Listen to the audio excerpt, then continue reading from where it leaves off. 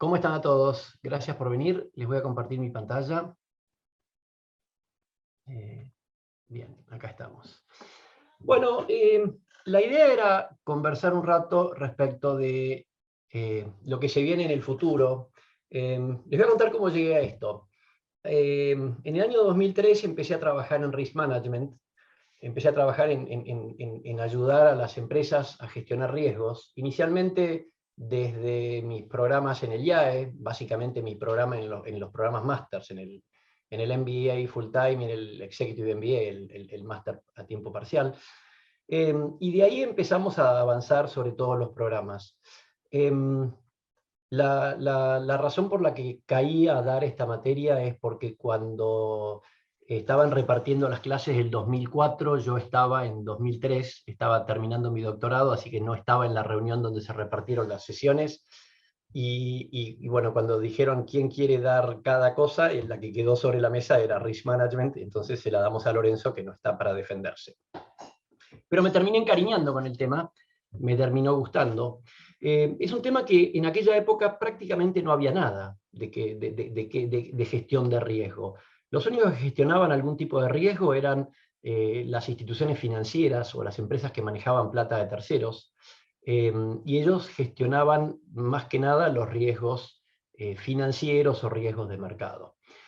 Y yo empecé a trabajar en otros riesgos. Si se acuerdan, 2003 era 2 años después de que Enron explotara por el aire. Entonces, cuando apareció todo el caso Enron, las empresas, los reguladores, los stakeholders en general dijeron, ¿por qué no hacen todas las empresas algún tipo de gestión activa de sus riesgos? Pero nadie sabía bien cómo hacerla, incluyéndome, por supuesto, a mí. O sea, tuve la suerte de nacer en una disciplina cuando estaba arrancando.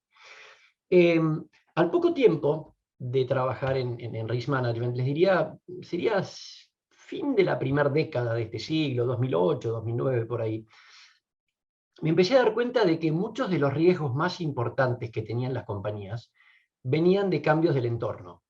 ¿eh? Por esa época había aparecido el iPhone y había tenido un enorme cambio en el mundo de la telefonía celular, y empezábamos a ver empresas que cambiaban radicalmente su modelo de negocio. Y bueno, fue en esa época donde empecé a pensar en estos temas. En aquel momento me acuerdo que me pidieron una charla en una reunión de esas que se hacen tipo After Office, donde va gente de todos lados, y me acuerdo que la llamé Management 2020, cuando 2020 parecía que faltaban, pero años, faltaban más de 10 años, era una cosa de cuándo llegará el 2020. Por supuesto, en mi charla de Management 2020 no tenía que íbamos a estar encerrados en nuestras casas durante el 2020, pero Management 2020 fue el inicio de una materia que después empezamos a dar en el IAE con mi colega Fernando Zerboni, que ahora está en San Andrés, que se llamó Imaginando el Futuro, que fue una clase súper exitosa y que la mantuvimos mientras Fernando estuvo en el IAE conmigo, trabajamos juntos en esa materia, tanto para los programas máster como en algunos in-companies, con mucho éxito. Después cuando se fue Fernando yo la dejé, ahora se sigue dando, la dan un poco distinta, pero bueno, siguen dando este tema. Pero el tema es un poco esto de imaginando el futuro. Y van a ver la relación que tiene esto con riesgo. Sin embargo, esto no es el típico análisis de riesgo por ahí que estamos acostumbrados en un banco, donde hay un análisis muy matemático, si quieren. Entonces, yo lo que les voy a compartir un poco es una visión de qué está cambiando hoy en el mundo y cómo esto que está cambiando nos impacta y qué es lo que podemos hacer al respecto. Si tienen preguntas, por favor, las pueden escribir o las podemos, va a quedar un rato para hacer preguntas antes de terminar, así que como quieran anoten y las vamos viendo. Entonces, primera cosa que está cambiando en el mundo, les diría, hay un nuevo balance de fuerzas o una nueva forma de ver el riesgo político, por llamarlo de alguna manera. Esto China contra el mundo, bueno, en estos días tiene otra connotación, al menos en la Argentina, pero China me refiero al país.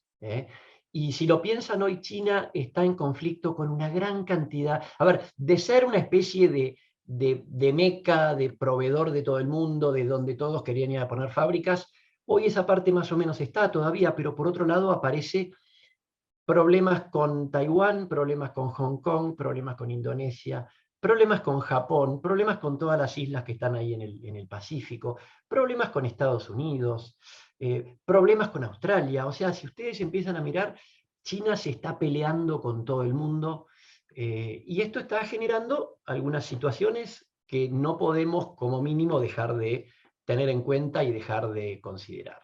Así que bueno, si quieren, esa por ahí sería una de las primeras cosas que uno tendría que empezar a pensar. Después, por otro lado, tenemos algunos movimientos separatistas, siempre pensando en cuestiones políticas, siempre pensando en cuestiones de qué podemos hacer en el mundo. Tenemos un Brexit que se concluyó de alguna manera, no sé si exitosa o no exitosamente, digamos, cada uno después tendrá una opinión, pero se concluyó generando un cambio importante. Y atrás de este Brexit hay algunas otras connotaciones similares, mucho más en ciernes, pero bueno, que están ahí dando vueltas. Por otro lado, tenemos una suerte de fuerte toma de calles. Esta toma de calles, para los que viven en la Argentina, por ahí ustedes me estarán diciendo, perdón, tengo ahí una pregunta de Laura. Laura dice, yo cuando veo, si hay preguntas y las veo, las contesto, si no, por favor me las recuerdan al final. Laura pregunta si China se pelea con todo el mundo o todo el mundo se pelea con China. La pregunta, la verdad que es pertinente, Laura. Habría que ver. Yo no estoy haciendo causalidad acá, estoy simplemente tratando de observar eventos de la realidad y cómo esto nos puede impactar. Pero la pregunta me parece que es pertinente. Seguía entonces con las manifestaciones. Tenemos las calles, les diría, tomadas en lugares donde pensábamos que nunca se iban a tomar. Como decía antes, para la Argentina esto es bastante común por ahí, pero hemos visto manifestaciones en Chile, manifestaciones en Colombia, manifestaciones en Estados Unidos. Cada vez que hay un G20 en algún país hay manifestaciones, los chalecos amarillos en París, y en fin, hay realmente mucha toma de calles, y la toma de calles está teniendo cierto poder. Y acuérdense, en Ecuador, cuando el gobierno sacó un subsidio a los combustibles, se lo hicieron volver para atrás. En Chile han logrado hasta hacer una convención constituyente. En fin, creo que tenemos un cambio bastante importante ahí. Por otro lado, esperen que se trabó. Ok, acá se trabó la presentación. Bueno, ahí va. Apareció a partir de la pandemia una cierta complacencia de la población y hasta pedido de la población, por supuesto no de toda, pero un grupo de la población de que está bueno que el Estado participe más. O sea, apareció una especie de vuelta del Estado al centro del ring, si quieren, de alguna manera, admitido por una parte relativamente importante de la población. Después cada uno tendrá su posición al respecto. Tenemos hace ya unos cuantos años los fenómenos migratorios, mayormente, les diría, son procesos que van, los más comunes, digamos, los que más se ven son los que entran a Europa y los que entran a Estados Unidos, pero no podemos dejar de entender que hay otros. Hay procesos migratorios, les diría, en muchos países del mundo. Acá en Argentina, por ejemplo, es un tema que no es para nada menor. O sea que tenemos unos procesos migratorios. Y por último, les diría, tenemos un resurgir del populismo, y recientemente un resurgir de la extrema derecha. La extrema derecha está surgiendo muy fuerte, las elecciones en Europa lo están mostrando. ¿Cuál es la correlación, la causalidad entre todos estos acontecimientos? Es un tema interesante para que los científicos políticos estudien. Las elecciones en Perú, las últimas elecciones en Perú, fueron un caso súper interesante para analizar. Para muchos fueron una gran sorpresa, para los científicos de la política no tanto, ellos lo explican un poco más, pero en fin, me parece que todo lo que es el mundo político está tomando una relevancia súper importante y vale la pena tener esto en la cabeza cuando hacemos nuestros análisis de escenarios futuros y qué es lo que vamos a ver en los próximos momentos. Esperen que acá tengo otra pregunta. Leandro preguntan, aparecen... Sí, pero ahora voy, Leandro, con eso. Sí, totalmente. Eh, Totalmente. Ahora en un rato aparece el mundo cripto y el mundo de las blockchain. Así que a eso, ahora dame un ratito que va a aparecer eso también. Después, por otro lado, y ya saliendo un poco del análisis de la parte política, si quieren, y entrando a la parte demográfica, la demografía, les diría, es una ciencia que se ha olvidado bastante. Yo hace 10 o 15 años que estoy hablando de demografía y estoy percibiendo la manera en que la gente va recibiendo el mensaje. Hace 10, 15 años no tenían idea de lo que les estaba preguntando. Cuando yo les decía, ¿qué está pasando con la demografía?, me miraban como, ni idea, no sé ni de lo que estás hablando. Hoy pregunto qué pasa con la demografía, inmediatamente me dicen, nacen menos, nace menos gente. Es cierto, la tasa de natalidad cayó. Hay datos. Gapminder.org tiene una visualización gráfica que es muy buena, pero también tiene los datos atrás, y de esos datos ustedes los pueden sacar y hacer todo tipo de análisis, correlación, gráficos. Esto es simplemente un gráfico que hice, pero a nivel mundial, o sea, tomé todos los países del mundo de 1925 a 2017-18, y a nivel mundial, la caída de la natalidad es más o menos, en promedio, a la mitad. De 5 veces y medio largas, eran bastante más de 5 y medio, estamos por debajo de 3, cómodos por debajo de 3. O sea que un poco menos de la mitad cayó la tasa de natalidad en el mundo. O sea que nace menos gente. Por otro lado, también tenemos que la expectativa de vida se ha más que duplicado. Fíjense, en un siglo, la expectativa de vida pasó de una promedio de 30 años a un promedio de más de 70. Es interesante también ver los rangos, que no los tengo acá en el gráfico, pero los conozco. A principios del siglo pasado estábamos hablando de que la gente vivía como máximo, la expectativa de vida de los países con mayor expectativa de vida no superaba los 50 años. Y hoy ya estamos en una cantidad de países que tienen expectativas de vida promedio de más de 85 años. O sea que ahí tenemos un punto interesante. Nacen menos, pero viven más. Fíjense que tenemos ahí las dos guerras mundiales, fíjense cómo se marcan en la expectativa de vida. Después, por otro lado, tenemos que, claro, si nacen menos y viven más, el porcentaje de adultos como total de la población es un valor que está creciendo. A mitad del siglo pasado teníamos menos del 8% a nivel mundial en promedio, y hoy ya estamos casi en el 14%. Ahora, si esto lo miramos abierto por países, el promedio que teníamos ahí, que acá lo volvemos a tener, fíjense que es bastante distinto. Tenemos países como Nigeria y Angola, donde todavía nacen más de 5 hijos por mujer, a pesar de que la tendencia está cayendo, y países como Japón, Alemania e Italia, donde hace ya bastante rato que la cantidad de hijos por mujer está por debajo de los 2 y llegando, les diría, a 1 hijo por mujer, bastante fija.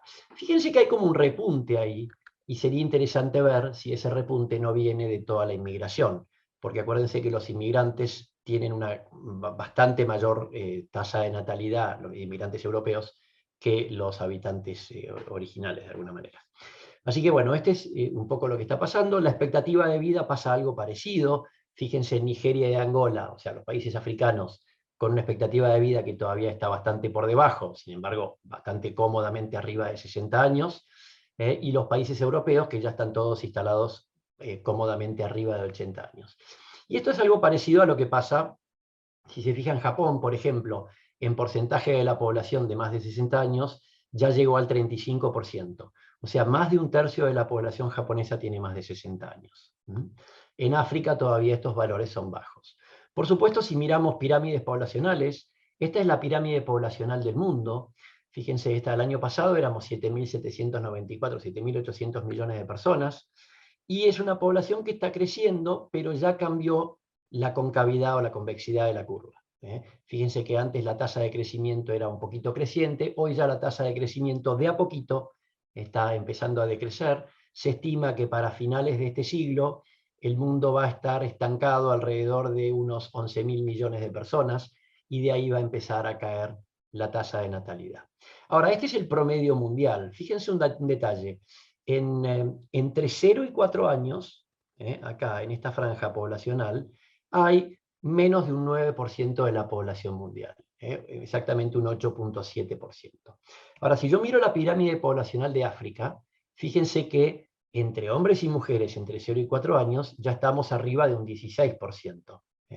Fíjense que África todavía está creciendo convexamente, y que tiene todavía para crecer un rato largo, y fíjense que tiene realmente forma de pirámide, cosa que no ocurre en el mundo. Por supuesto, si me voy a la pirámide europea, ya más que forma de pirámide, como decía un amigo, tiene forma de ataúd, y fíjense que está ya cerca de empezar a decrecer como promedio de toda Europa. Muchos de los países europeos, Alemania, Italia y Francia, por ejemplo, ya están bajando en la cantidad de población que tienen. Fíjense que entre 0 y 4 años solamente hay un 5% de la población, un 5,1%. O sea que fíjense la diferencia de las pirámides poblacionales. Esto tiene impacto muy fuerte en modelos de negocios, tiene impacto muy fuerte en modelos de previsionales, en modelos de cómo vamos a sostener la salud, qué tipo de sistema político y económico podemos tener en un país. O sea, son cosas que no podemos dejar de mirar. Y además, como cambiar esto tarda relativamente bastante tiempo, entonces es muy importante que esto lo veamos con bastante anticipación. Perdón. Las pirámides están en populationpyramid.net. Pyramid es singular. Si ponen population pyramids plural, no hay nada, hay otra cosa. Pero esto está en populationpyramid.net y está la de cada país, y se pueden ir para adelante en las proyecciones o para atrás en los años, y les muestra cómo evolucionó la pirámide de cada país, cada región, etc. Súper interesante. Y acá, si se fijan, tienen la cantidad de gente que tiene cada franja etaria.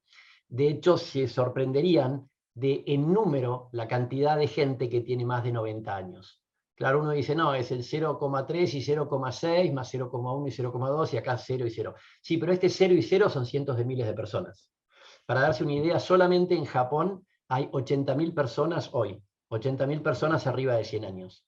80.000 personas es más de la capacidad del estadio de fútbol con más capacidad de la Argentina, por ejemplo. O sea, para que lo pongamos en magnitud de cantidad de gente, ¿no? Y la otra tendencia interesante es que la gente se está mudando a las ciudades. Fíjense que alrededor de la década del 90 cruzamos la línea del 50%, y ya el porcentaje de la población viviendo en ciudades es mayor que el porcentaje de la población viviendo en zonas urbanas. Y esto tiene un montón de connotaciones, desafíos, oportunidades de negocios y riesgos asociados. Desde la pandemia hasta la basura, el tráfico, la energía, la salud, etcétera, etcétera. Si lo miran en diferentes países, por supuesto esto no es lo mismo. Brasil tiene más gente metida en ciudades que la India. Pero bueno, y fíjense China, que es la línea violeta, cómo crece de abajo de un 20% y ya está llegando al 60%. Y es interesante porque en China esto explica muy bien el crecimiento chino. China no tenía ciudades a donde la gente se mudó, sino mayormente construyó ciudades en lugares cerca de donde había población rural. Entonces esto explica bastante el crecimiento que tuvo la economía china. No, y esto es simplemente que en la Argentina tenemos una urbanización bastante mayor al promedio mundial, pero solamente un dato.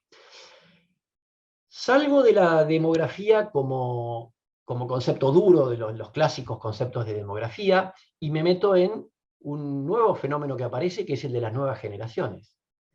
Nosotros, los que somos del siglo pasado, que crecimos en el siglo pasado, no los que nacimos necesariamente, pero los de la década del 60, algunos del 50, 70, ¿qué nos pasó? Y bueno, básicamente nos pasó que nos aparecieron las nuevas generaciones. Y las nuevas generaciones, hay libros y libros y libros escritos de esto, paper, etcétera, pero tienen un enfoque distinto en varias cosas. Por ejemplo, la conciencia con el medio ambiente que tienen las nuevas generaciones es totalmente distinta a la que teníamos nosotros a su edad. La relación con el trabajo también. Y les diría otra relación con la vida. Ahora, lo que es interesante es que son nuestros consumidores, porque uno dice son mis empleados, ¿sí? Son tus empleados, perfecto. Ahora ya muchas veces son tus jefes. Después, ¿qué pasa? Son mis consumidores. Y cuando son mis consumidores, tienen ciertas ideas a las que no van a renunciar. Y uno no puede decir a mí no me importa. Lo tenemos que empezar a entender, lo tenemos que empezar a conocer y tenemos que entender que nos están ayudando a hacer ciertos cambios que no hubiéramos hecho tal vez. Entonces me parece que hay todo un capítulo de las nuevas generaciones como stakeholders o como entrando a los colectivos de los diferentes stakeholders, que es súper, súper interesante y abre un mundo de oportunidades interesantísimas. Me parece que hay que mirarlo con mucha atención este tema. Salgo ahora sí de la parte demográfica y entro a algunos conceptos de tecnología. El primero es la nube. No primero por ninguna razón, o sea, no es primero porque es más importante o menos importante, sino hay uno que es la nube. Antes no existía la nube. Entonces, al no existir la nube, todos teníamos nuestra computadora en la empresa. Nuestra computadora en la empresa era un cuarto. Esa computadora en la empresa, primero era muy difícil de hackear, claro, porque había un señor con una llave física. Ahora, al estar todo en la nube, se dan varias cosas. Primero, en la nube vos lo que tenés es la capacidad de procesar una enorme cantidad de datos y convertirlos en información, y la capacidad de almacenar una enorme cantidad de datos y procesarlos. Entonces ahí tenemos una cosa súper potente que generó unos cambios dramáticos. Por ejemplo, que vos no necesites más comprarte una sala de computación como necesitabas antes para hacer cualquier cosa. Ahora la computación la alquilás y es más, el tamaño se expande o se achica a medida que lo vas necesitando, tanto del procesamiento como del almacenamiento. Por otro lado, con sensores capturás datos y esos datos que capturás se convierten en información y todo eso está en la nube y es maravilloso. Por otro lado, aparece el problema de la ciberseguridad y el ciberriesgo. No había ciberseguridad cuando no había acceso, cuando no había internet, cuando no había nube. ¿Por qué? Porque cada uno tenía la computadora guardada en su casa. Podías perder la computadora, te la podían robar, pero no había ciberseguridad como tal. Cuantas más puertas tenemos, más fácil es entrar a nuestra casa. Si vivís en un búnker es difícil de entrar. Bueno, es incómodo, pero difícil de entrar. Bueno, lo mismo pasa con esto. Cuanta más información tenemos en la nube, cuantos más stakeholders se conectan a nuestra empresa, más ciberseguridad o más problemas potenciales de ciberseguridad puedo tener. Pero por otro lado, puedo hacer cosas maravillosas. No hace falta que empecemos a enumerar todo lo que podemos hacer con sensores, desde cultivos, productos, temas que pasan en los autos, en las empresas, en todos lados. ¿Sí? Por otro lado, tenemos máquinas que empiezan a hacer cosas que antes no hacían. Por un lado aparece la inteligencia artificial, aparece la robótica, aparece la nanotecnología, y cuando juntamos todo eso, empezamos a tener capacidad de aprender, capacidad de predecir, capacidad de ejecutar, que antes no existía. Y esto es fuertísimo las cosas que están pasando acá. Todos nosotros ya hemos hablado con algún robot y muchas veces ni siquiera nos dimos cuenta. ¿Por qué? Porque llamamos a un centro de cómputo, a uno de estos lugares donde nos hacemos un pedido de información y nos atiende un robot. O incluso ahora, ¿cuántas empresas tienen los bots? El gobierno de la ciudad de Buenos Aires, si te querés anotar para vacunarte, lo haces con el robot, interactuando con él, pero en muchos otros casos con el robot directamente se habla y hablas casi como si fuera con un humano. Entonces es súper interesante todo lo que está generando esto. Los avances en la robótica son realmente increíbles. Por otro lado, aparecen nuevas formas de ver la realidad. Y hay dos grandes capítulos que son muy distintos entre sí, pero lo que los une es las formas de ver la realidad. Una es la realidad virtual. La realidad virtual básicamente te secuestro los sentidos y te llevo a otro lado. Ese chico probablemente esté en este momento jugando un videojuego en línea o viendo la final de un partido de fútbol americano o de fútbol, o viendo un concierto, o visitando un museo, o haciendo o teniendo una reunión de trabajo, haciendo algo. ¿Y por qué puede ocurrir esto? Bueno, porque le secuestraron los sentidos. En este caso el oído no, porque no tiene auriculares, pero si te pones auriculares, le secuestras la vista y el oído y los llevas a donde vos quieras. Tiene innumerables oportunidades de ser importante esto, por ejemplo, un tratamiento médico, por ejemplo, reuniones, por ejemplo, poder visitar un museo sin tener que tomarte el avión e ir a Madrid o a París o lo que sea. Y después está la realidad aumentada, que no te secuestro los sentidos, sino que lo que hago es, le pongo los potencio.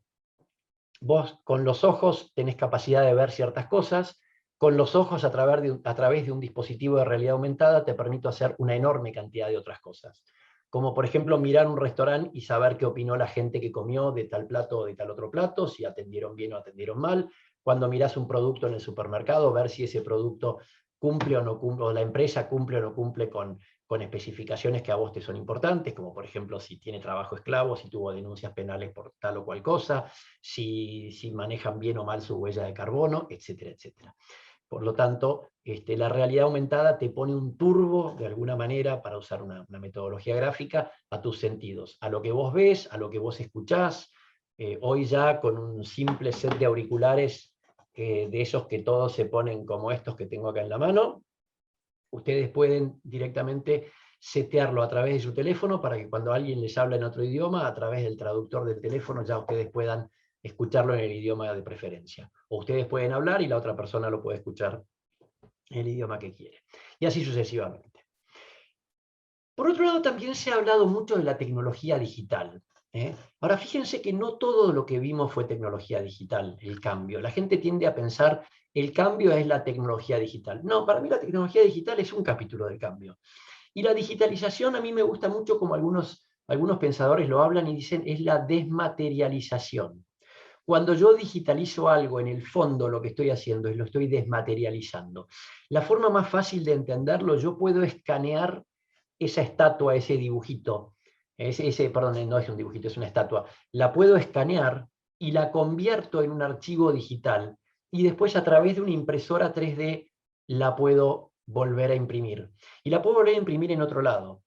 Entonces, ¿qué puedo hacer? Puedo a partir de una imprimirla n cantidad de veces. Puedo a partir de un diseño generar el material, generar el producto, o puedo meterla en un escáner digital, hacerla desaparecer, literalmente destruirla, y mandarla a otro lado para que en ese otro lado la vuelvan a imprimir. O sea, puedo literalmente mandar un producto de un lado a otro después de haberlo desmaterializado o digitalizado. Piensen que esto genera una enorme potencialidad, desde cambios en nuestras políticas de inventarios hasta afectar el transporte o lo que sea. Por otro lado, acá aparece lo que me pedían antes, me pedías vos, Leandro, me decía los tokens, los DeFis, y bueno, aparecen una cantidad de cosas que, les digo, para los que no están metidos es muy, muy, muy difícil de entender. Yo estoy trabajando en un advisory board con gente que se dedica a algunas de estas cosas. Les aseguro que es mucho más complejo de lo que nosotros pensamos originalmente. A ver, el blockchain, ¿qué es el blockchain? El blockchain, básicamente, para mí la manera de explicarlo es como si tuviéramos un escribano o un registro. Vieron que el auto que ustedes tienen dicen que es de ustedes porque en el registro automotor hay un archivo que dice que ese es el auto de ustedes. Bueno, si ustedes, en lugar de tener ese archivo en el registro automotor, al título de propiedad de su auto lo partieran en cientos de pedacitos, y esos pedacitos los pusieran cada uno en un lugar distinto, en la nube, donde ni siquiera nadie sabe cuántos pedacitos hay, ni quién tiene los demás pedacitos, sino que lo único que sabe es que él tiene uno de los pedacitos. Bueno, entonces, cuando alguien quiere saber si ese es el auto de ustedes, si esa es la mercadería en tránsito de ustedes, si el título de facultad que ustedes tuvieron es tal o cual, y si tuvieron tal o cual promedio, todo eso está en la nube, roto en millones de pedacitos, y cuando alguien lo quiere, lo que va a empezar a pedirle a todos los dueños de cada uno de esos mini registros de pedacitos que valide. Entonces, validando eso, básicamente lo que va a ocurrir es que vamos a poder saber si esa mercadería es de tal compañía, si esa persona tiene tal título universitario, si esa casa o ese auto es de tal persona. Supuestamente eso no se puede hackear, o por lo menos no lo han logrado por ahora, y bueno, ese es uno de los grandes cambios que se están viniendo. A partir de eso aparecen también, como hablamos de titularidad, también podemos hablar de titularidad de dinero. Antes el dinero en moneda o en billete era mío porque lo tenía en mi bolsillo. Después era mío porque un banco decía que estaba en una cuenta a nombre mío. Y ahora es mío porque está en la blockchain hay un registro que dice que esa moneda es mía. Y aparecen monedas como Ethereum, como Bitcoin, que ahora la vamos a... Ahí está, cada tanto se traban estas presentaciones, se ponen de mal humor, ahí está el Bitcoin. Aparecen las stablecoins, claro, porque ¿qué pasa? Que el Bitcoin tiene mucha volatilidad. Entonces, si yo quisiera ir al supermercado a comprar algo con Bitcoins, nunca sabes cuánto tengo, o al supermercado, o a comprarme un auto o lo que fuera, nunca sabes cuánto te va a costar porque depende si el Bitcoin justo está subiendo o está bajando. Entonces aparecen monedas estables basadas en estas criptomonedas. Y entonces aparece, lo que hacen es, de un Bitcoin, por ejemplo, separan un pedacito que vale $1 y otro, por ejemplo, vale una moneda estable, y otro pedacito que tiene toda la volatilidad. Entonces, de esa manera pueden lograr monedas que tienen un valor más estable y que son más fáciles de manejar. Y aparecen lo que se llaman smart contracts, que son los contratos sobre los cuales corren todas estas tecnologías. Esperen que acá vi que apareció otra pregunta, así que ahí está, Leandro agradeciendo. De nada, Leandro. Entonces, sigo. Pero fíjense cómo con esto estamos empezando a generar cambios que son, hasta les diría, supranacionales. Y ahora un poquito más adelante vamos a hablar de esto. Pero acá el Banco Central, que te decía, yo regulo la cantidad de dinero que hay en el mundo, empieza a tener serios problemas para poder decir eso. O sea, cuando estudiábamos en nuestras clases de economía el M1, el M2, el M3, ahora ¿qué me vamos a tener que empezar a mirar para entender qué pasa con la macro cuando esto empiece a operar más fuerte? Bien, ¿qué más tenemos? Tenemos avances en las ciencias biomédicas, bioquímicas, como quieran llamarlos. Antes les mostraba estos gráficos de expectativa de vida, etc.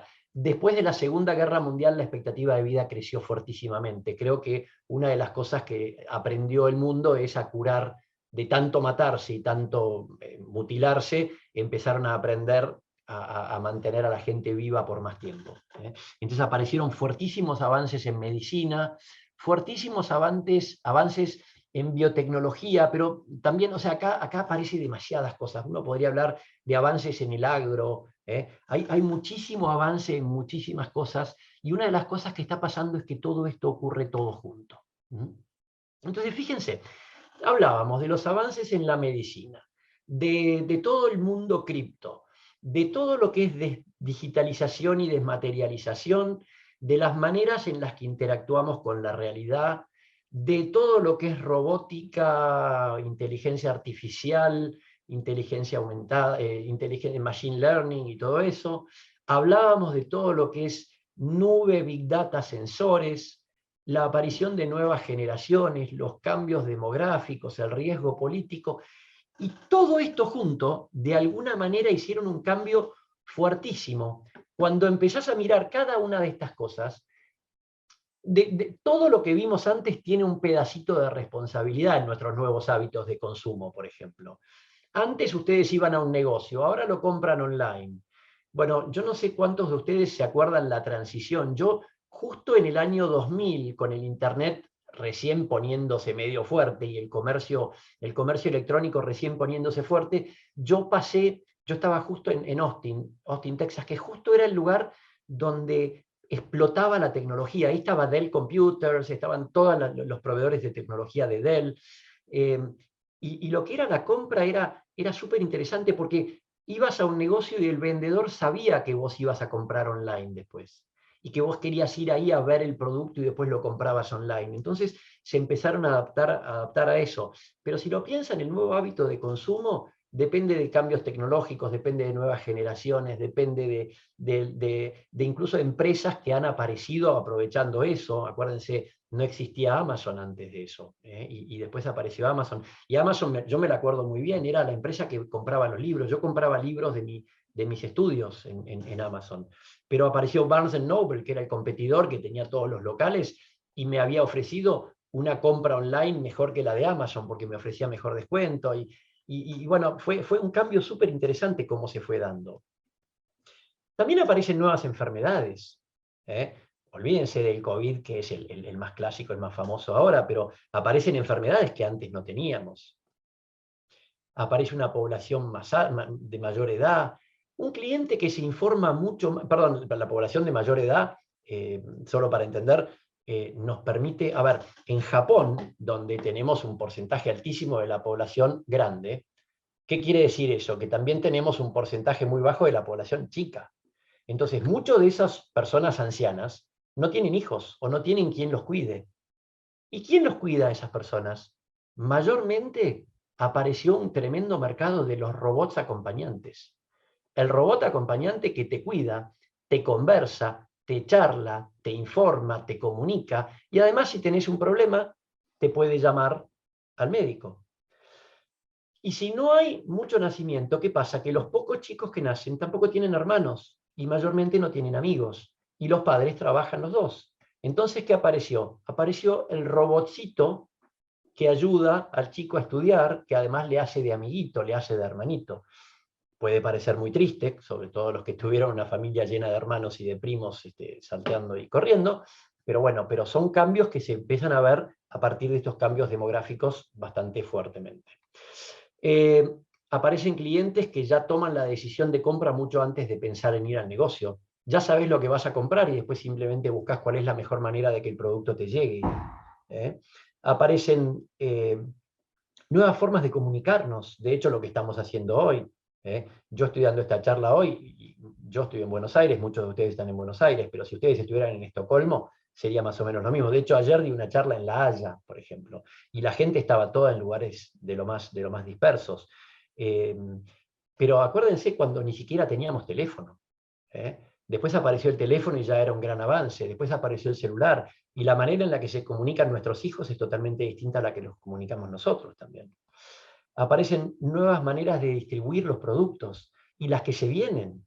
Ya estamos empezando a tener distribución hecha con drones, distribución hecha con pequeños robotcitos que llevan el producto sin nadie que los maneje, digamos, y ya estamos empezando a ver tanto barcos como aviones, como camiones, y bueno, y autos también, sin conductor.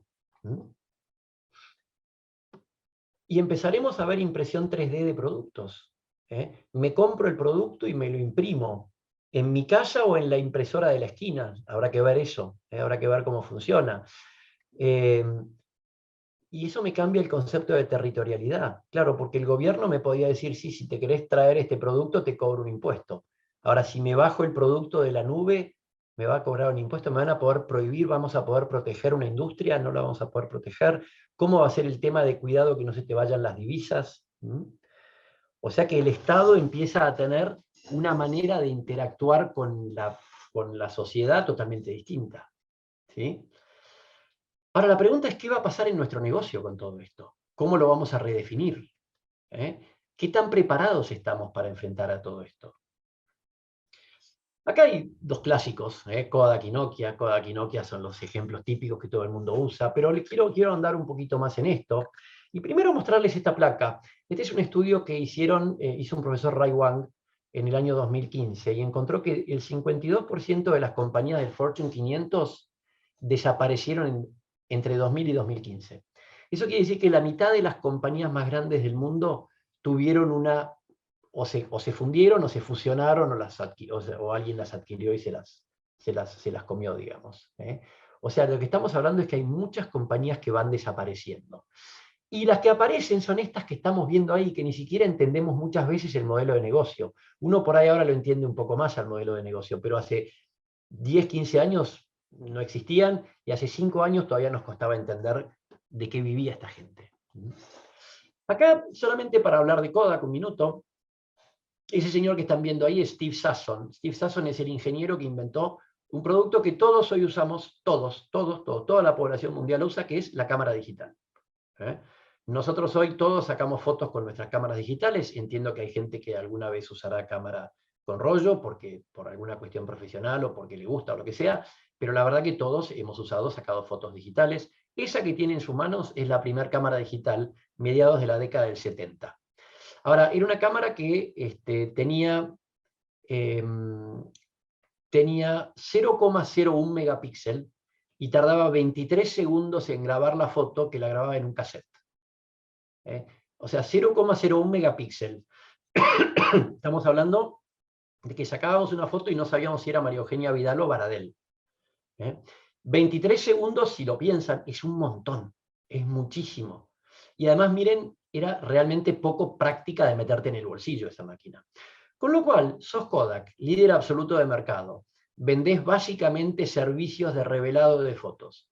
Te aparece un ingeniero y te dice, no, yo tengo un producto buenísimo que sirve para sacar unas fotos que no van a necesitar revelado y que además es este mamotreto, y te muestro cómo funciona y tarda 23 segundos y no se ve la mitad de las cosas, y es una porquería. Ahora, ¿cómo hacer para tener la capacidad de darnos cuenta que eso 40 años después te iba a sacar de mercado? ¿Cómo ser capaces de tener esa claridad? Porque además, Kodak era el Apple de nuestra época. El señor Eastman era el Steve Jobs de nuestra época. ¿Cómo hacer para tener la capacidad de verlo? Y después te aparece el caso de Nokia. Nokia, perdón, antes de que apareciera ese señor que acabo de mostrar, llevaba 14 años siendo el líder del mercado mundial de celulares. Tenía más del 50% de participación de mercado contra Motorola, Sony Ericsson y otras marcas súper conocidas, súper importantes. 2007, principio de año, Steve Jobs anuncia el iPhone y dice, este es el producto que voy a lanzar al mercado este año. Y viene Steve Ballmer, que en ese momento era el CEO de Microsoft, y le preguntan su opinión de Microsoft, del iPhone. Y ahí está el video en YouTube, no lo muestro porque hoy en época de virtualidad es más fácil no mostrar videos porque depende de las plataformas, funcionan mejor o peor. Pero esta es la carcajada que larga Steve Ballmer y dice, un teléfono de $500 y sin teclado no hay manera de que funcione. Por supuesto, la realidad ya demostró, pero estamos hablando del presidente, del CEO de Microsoft.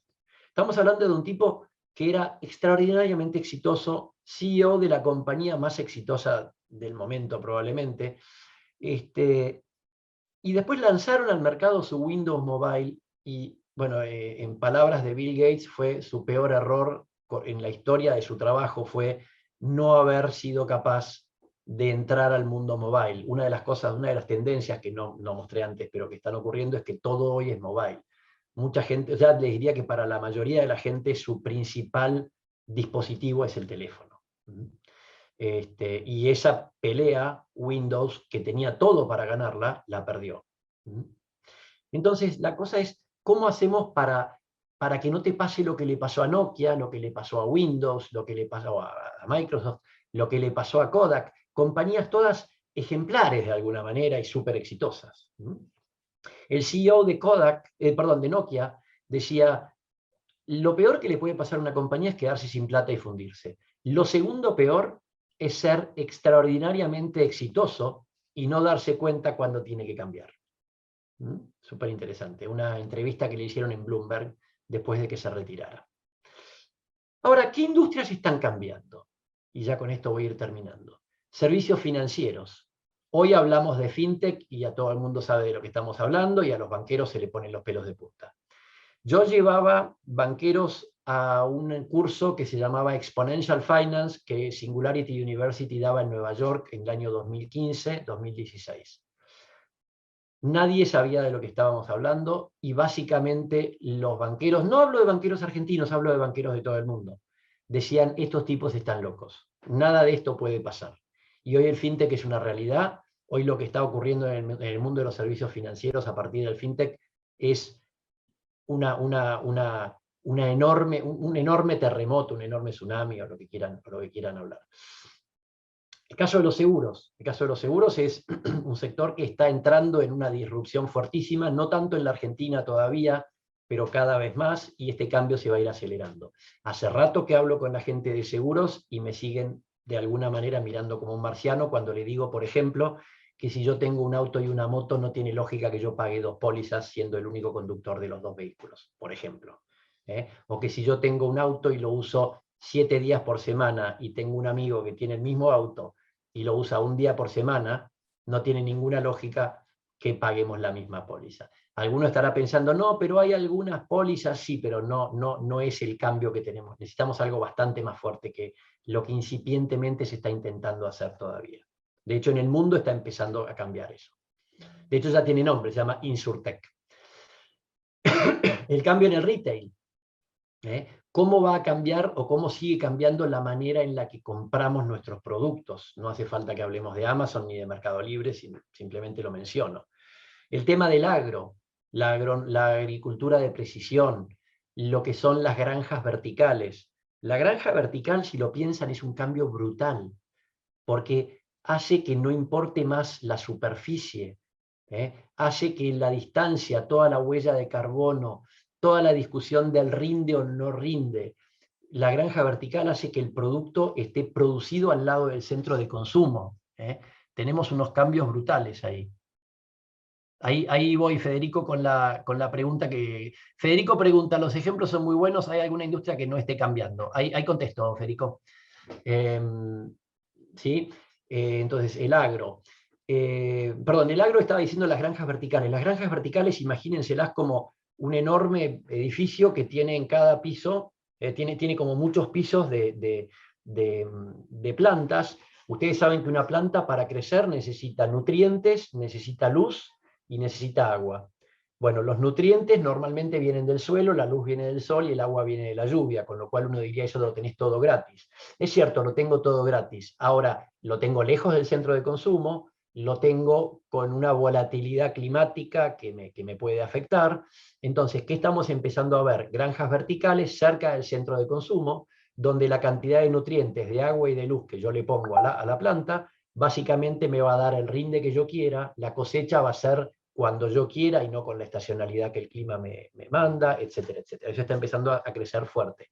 Ni hablemos de la carne que no tiene, la hamburguesa sin carne, qué sé yo, que hasta hace unos años parecía una cosa rarísima y ahora no sé si vieron, el otro día por televisión, creo que es Burger King o uno de esos, que hace la publicidad de la hamburguesa que parece de carne pero que no es de carne.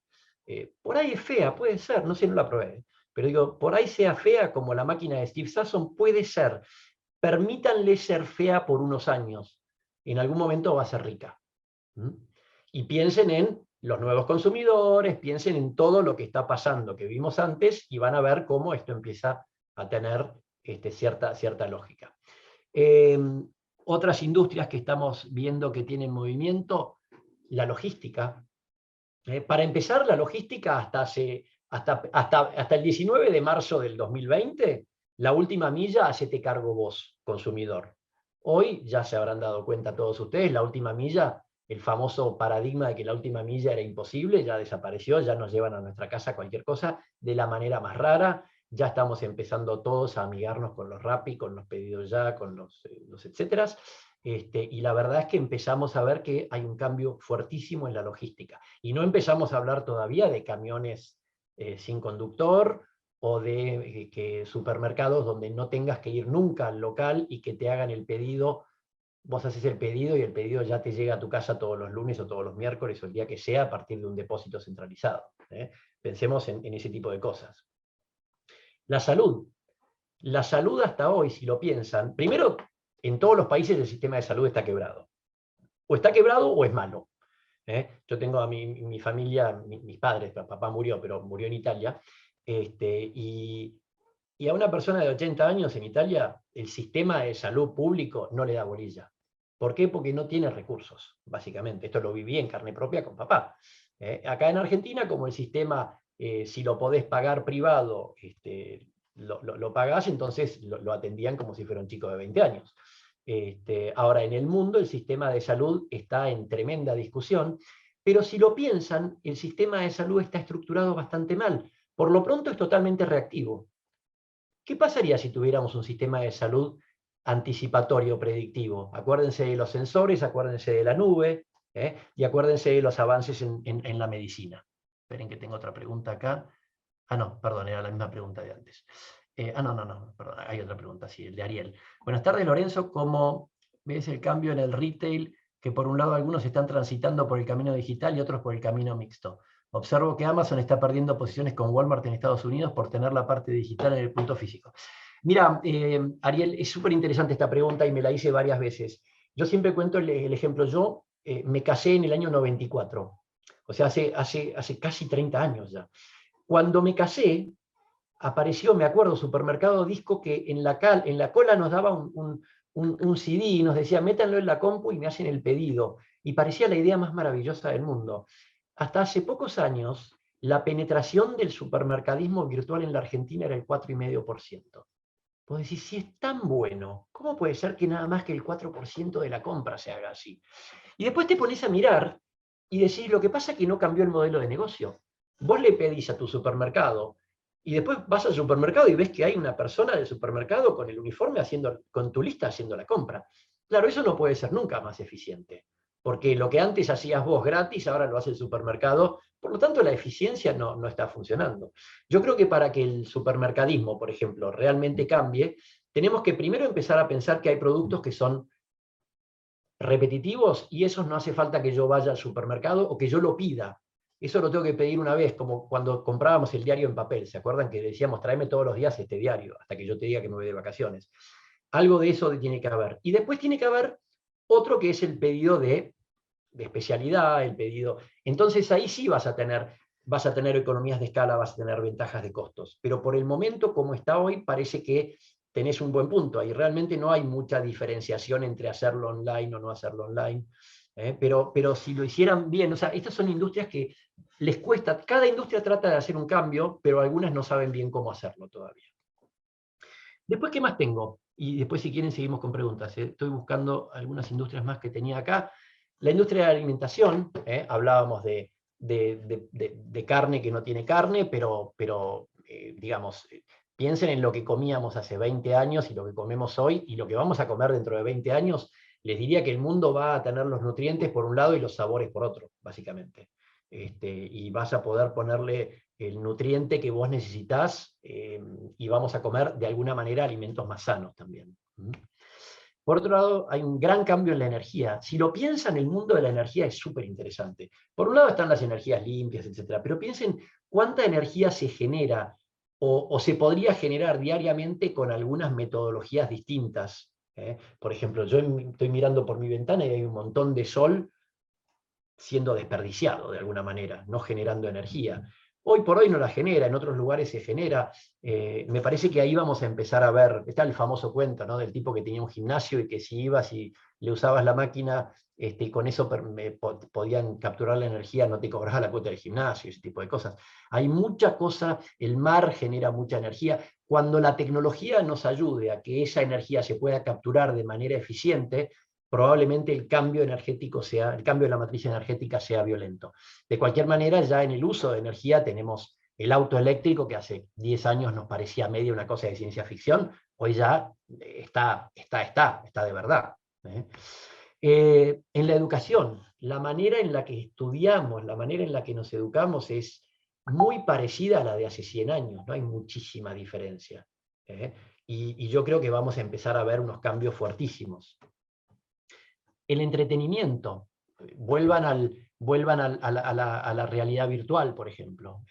¿Realmente tengo que ir a la cancha a verlo? Sí, claro, está buenísimo, es mucho mejor ir a la cancha y abrazarme con el tipo de al lado. Es cierto, ahora cuando el partido se juega en Estocolmo o en Berlín, es mucho más complicado ir a la cancha, y si yo puedo a través de una realidad virtual verlo así. Ahora, ese es un ejemplo, si quieren, un poco más extremo. Piensen en cómo se entretienen nuestros hijos, cómo nos entreteníamos nosotros. Y acá no estoy pensando si es mejor o peor. Lo que digo es que cambió. La industria del gaming es gigante. La industria del gaming mezclada con la educación es enorme también. Y es súper interesante. Y aparecen sectores nuevos. Hace un rato les hablaba del sector de los acompañantes. El robot que cuida al viejito, el robot que cuida al chiquito y que le hace de amigo, de hermano, de maestra particular. Aparecen sectores nuevos que antes no estaban. ¿Cómo vamos a trabajar con los chicos que están entrando al sistema laboral hoy y miran la pirámide y la ven así invertida y dicen, ¿y quién me va a pagar mi jubilación? ¿Cómo me voy a sostener cuando tenga 65 años y deje de trabajar, o 60 o 70, o a qué edad dejaré de trabajar?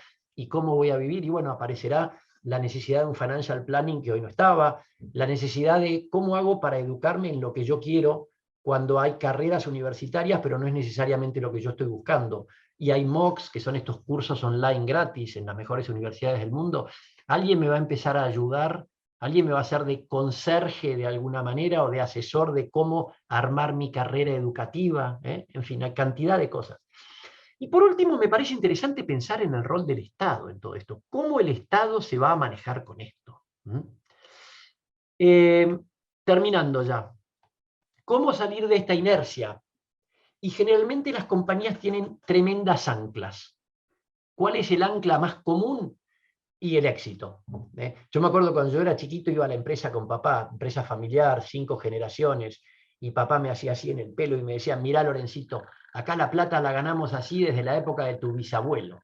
Anda a cambiar eso, ese mandato familiar, ese mandato cultural. ¿Cómo haces para cambiarlo? Bueno, esas son anclas. Y yo creo que nos tenemos que meter en todas las áreas de la empresa, les diría. Nos tenemos que poner a repensar la estrategia. La estrategia mirando nuestro sector, nuestros competidores actuales ya no va más. A nadie le rompieron el mercado un competidor actual. Todos los que destrozan un mercado son tipos que vienen de afuera. Piénsenlo, todos los ejemplos de mercados destrozados son tipos que no estaban en el sector. La geografía, ¿realmente nos vamos a poner a pensar en fronteras? O sea, hoy cualquier startup ya no tiene más geografía. Y las empresas viejas todavía se manejan por geografía. Y ese es un cambio fuertísimo. El equipo. Tenemos un organigrama en las empresas. Y el organigrama dice, estos son mis colaboradores. ¿Y cuánta gente buena hay que no va a trabajar nunca para una sola empresa? ¿Qué tan capacitados estamos para lograr que gente que está afuera trabaje para nosotros? ¿Qué tanto vamos a poder trabajar con sistemas de planeamiento? El otro día me pasaron la planilla del plan de negocios de Nokia, de cuántos teléfonos iba a vender en 2019. Tenía planeamiento a 10 años. ¿Realmente vamos a hacer planeamiento a 10 años? Si no tenemos ni idea que si el año que viene ese producto, esa línea de productos, va a seguir existiendo o no. O sea, 10 años no es mucho. ¿No tenemos que pensar a 10 años y planear más corto? ¿O cambiar la manera en la que planeamos y cambiar la manera en la que pensamos? ¿Cómo vamos a incentivar a la gente? Hoy el fracaso es mala palabra. Y si no fracaso, no cambio. Si no cambio, no innovo. Si no innovo, me muero. Entonces tendremos que pensar nuestro sistema de incentivos. Tendremos que repensar nuestra estructura. ¿Cómo quiero armar mi organización? En fin, no les estoy dando demasiada receta, pero porque no existe la receta. Cuando les quieren dar la receta, ahí es donde se muere todo. Hace poquito apareció uno de estos dibujitos típicos que decía respuestas fáciles y equivocadas, respuestas difíciles. Y en todo el mundo iba para la respuesta fácil que terminaba siendo equivocada. Claro, porque la receta es lo fácil, pero es lo que no funciona. Lo que tenemos que tratar es de entender cómo pensar en esto. Y acá termino con esta. Charlie Brown que le dice a Snoopy, un día nos vamos a morir, Snoopy. Sí, Charlie, pero todos los otros días no. Y me lo imagino al de Nokia, me lo imagino al de Kodak, me lo imagino al de Toys R Us, al de Blockbuster y tantos más, diciendo, no, pero no pasa nada, si somos los líderes, no pasa nada, no te preocupes. Entonces, me parece que esto es un poco lo que quería compartir con ustedes, me pasé un par de minutos, pero nada, quedo abierto hacia alguna pregunta, lo que necesiten preguntar o lo que quieran comentar, lo pueden escribir en el chat. Bueno, y si no, por gracias, supuesto, Lorenzo. si alguien necesita contactar, hacer alguna pregunta por mail, se la pueden hacer llegar a Mónica o a Sol o al equipo y por supuesto me lo mandan y yo se los contesto.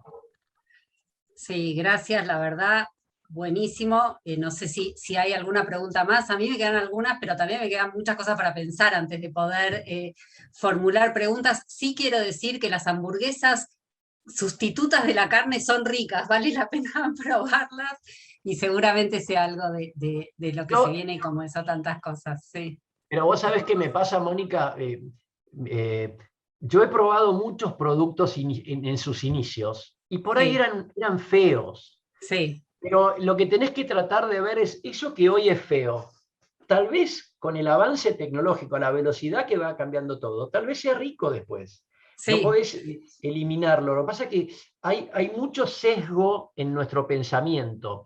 Y hay un sesgo, que es el sesgo de confirmación, que es básicamente cuando me vienen a decir algo que a mí no me gusta, si hay una respuesta que favorece lo que yo tengo como pensamiento preexistente, le voy a dar mucha más este, ponderación. Entonces, somos fabricantes de hamburguesas, tenemos las vacas, la carne, el frigorífico, tenemos todo el circo armado. Viene un tipo que te hace la hamburguesa de soja, suponete, con gusto a carne perfecta. Y la probamos diciendo que sea fea, que sea fea, que sea fea, que sea fea. y va a Y si ser es feo. más o menos fea, listo, es una porquería, ¿viste? Te dije, olvídate, no pasa nada, esto no va a andar. Sí, sí. Y 3 años después termina siendo rica, ¿entendés? No, totalmente. Y me parece para terminar, Lorenzo, si nos das unos minutos más, acá hay una pregunta de Leandro que me parece que tiene que ver un poco con esto que vos comentabas recién, que es, ¿qué habilidad es la Y más la estoy importante que viendo. tenemos que adquirir para enfrentar esto que se viene? Yo, Leandro, te diría, eh, es, muy, es un poco tricky la pregunta, porque creo que la habilidad es la habilidad de aprender. Es la habilidad de ser capaz de tirar cualquier cosa a la basura y no ponernos colorados. Déjame que te lo dé con un ejemplo. Una de las compañías qué sé yo, que uno puede considerar que son exitosas en este mundo nuevo es Google. Y si vos te pones a mirar, incluso si lo googleás, si googleás productos o servicios que Google discontinuó, hay una enormidad. Es como que no se ponen colorados por probar y decir esto no funciona, chau, olvídate. Eh, a nosotros, en cambio, cuando hacemos algo y no nos sale, lo queremos esconder. En cambio, ellos dicen, vamos a descontinuar esto por tal y tal razón. Entonces es como que de alguna manera ser capaz de decir, esto que me trajo hasta acá ya no sirve más y lo tengo que hacer distinto, para mí es la mayor dificultad que a nosotros nos aparece. Si querés es ser capaces de tirar el ancla esa que dije, pero tirarla sin estar atada al barco, o sea, olvidarnos del ancla, ¿no? Pero todas estas cosas que nos anclan, yo creo que son las que tenemos que lograr sacar. El problema es dónde pones eso en tu organización. Porque, a ver, McKinsey tiene un muy lindo framework de esto. Dice, tenés que pensar en 3 horizontes. El primer horizonte es hacer mejor lo que tenemos que hacer hoy. El tercer horizonte es pensar en esas cosas que hoy ni siquiera tenemos en la cabeza y que van a ser los productos del futuro, los servicios del futuro. Y lo del medio es lo que tenemos proyecto, hacerlo, convertirlo en proyecto, ¿no? Convertirlo en producto o servicio. Entonces, si lo pensás, si yo me quedo solo en horizonte 1, probablemente sea muy eficiente en el corto plazo, pero es una compañía que se va apagando estratégicamente. Si solo pensás en Horizonte 3, te convertís en un soñador, en una de esas cosas divinas, pero que a fin de mes no tiene para pagar los sueldos. Y si lo mirás, toda esta nueva economía durante mucho tiempo fueron todas empresas de Horizonte 3, que estaban sostenidas por inversores que decían, yo creo en ese Horizonte 3, quiero invertir, y con esa plata pagaban los costos. Ahora, todas ellas desaparecieron si no generaron un producto o un servicio a tiempo antes de que los inversores se cansaran de poner plata en la licuadora. Entonces, de alguna manera, te diría, ser capaz de balancear estos horizontes, podríamos llamarlo flexibilidad, por ejemplo, podríamos llamarlo capacidad de decir estaba equivocado, tengo que ir por acá, o de ser capaz de probar algo y dónde lo vas a poner en tu organización. Eso me parece que es importante. Bueno, buenísimo, Lorenzo. Muchísimas gracias. Por Como favor. les dije al principio, iba a ser un lujo esta charla y nos dejó además, esta es la última Practiatalk de este año, nos deja con preguntas y con temas para charlar el año que viene, ¿no? ¿Qué cosas pudimos tirar en este tiempo? ¿Qué cosas pudimos tirar sin ponernos colorados? ¿Y qué cosas nuevas empezamos a crear? Espero que nos podamos encontrar el año que viene con nuevos temas. Sí, Mónica, ¿puedo contestar la sí, pregunta de Laura? Perdón. pero cómo no, Porque encantada. vi que apareció. Laura pregunta, teniendo en cuenta la automatización, robots y todo el conjunto de tecnologías, ¿cómo te imaginas nuestro trabajo? Y esa es una pregunta interesantísima, Laura, y yo creo que eh, eh, para nosotros como personas, para nosotros como padres también, porque nuestros chicos a veces todavía nos preguntan cosas, pero también para un regulador o para un gobierno, ¿no? ¿De qué va a trabajar la gente? Te diría que es una pregunta con final bastante abierto, porque tenés por un lado, ¿de qué vamos a trabajar nosotros? Y esta pregunta es muy difícil, sobre todo para los tipos que tienen habilidades muy mecánicas, muy manuales. El tipo que hace un trabajo que hoy lo va a hacer un robot y lo va a hacer mejor, va a ser muy difícil que se pueda reconvertir. La capacidad de aprendizaje es muy importante. Hoy con inteligencia artificial hay robots que no es un robot, es un algoritmo dentro de una computadora que te hace un reporte a partir de una base de datos. Eso lo hacía un MBA antes, o un ingeniero, y hoy eso lo hace una máquina, y lo hace en menos de un minuto en el idioma que vos quieras, con una gramática perfecta y sin errores de ortografía. Es una cosa. Pero por otro lado está el tipo que va y le pega a una piedra 1000 veces y bueno, ese tipo ya se quedó sin trabajo hace tiempo. Ahora, por ahí el MBA o el ingeniero lo podés reconvertir un poco más rápido que el tipo que la única habilidad era la fuerza para pegarle a la piedra. Con lo cual ahí se generan dos problemas. Ahora, yo creo que hay trabajo nuestro el trabajo, por eso está tan fuerte las soft skills ahora, las habilidades de liderazgo, las habilidades de armar equipos. Steve Jobs hablaba de la habilidad de conectar los puntos, que siempre me pareció muy interesante. Él no era ni el mejor ingeniero, ni nada, pero el tipo decía, la gente necesita algo y yo tengo que conseguir a alguien que sea capaz de hacer esto que necesita la gente, y ese alguien generalmente son 10, 15 personas que saben cosas distintas y si conecto todos los puntos genero algo. Respecto a qué formación debería tener la gente, ese es un tema que es súper interesante. Hasta hace poco las universidades le hacían la gran parte del trabajo a los directores o a la gente de recursos humanos de las empresas. Vos decías, un tipo que estudió tal carrera en tal universidad, más o menos es un tipo así, un tipo que estudió tal otra en tal universidad, más o menos, y si pasó por ahí, yo sé que sabe hacer esto y esto otro.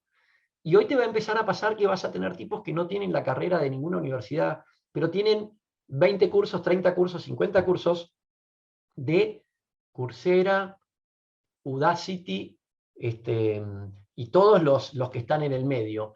¿Y cómo haces para saber si ese tipo es capaz? Y por otro lado, venimos de un mundo donde en las organizaciones todos eran contadores, administradores, abogados, ingenieros y alguna otra cosa más. Y por otro lado, queríamos que la gente compre nuestros productos porque eran lindos y no teníamos un diseñador. Queríamos cambiarle la mente al consumidor y no teníamos un psicólogo. Queríamos que la gente masivamente comprara lo nuestro y nadie sabía sociología. Entonces me parece que vamos a necesitar equipos mucho más interdisciplinarios también. Bueno, buenísimo. En la mezcla está el futuro también, ¿no? En las combinaciones que podamos armar. Y bueno, nos encontramos entonces, esperamos vernos el año que viene. Gracias, Lorenzo, nuevamente. Súper interesante y creo que la hora hasta la que seguimos es una muestra de eso. Y nos quedamos con muchas cosas y muchos desafíos para seguir encontrándonos y buenos motivos para encontrarnos el año que viene. Gracias a todos. Fantástico, muchísimas gracias a todos. Los esperamos. Hasta luego. Vale, gracias.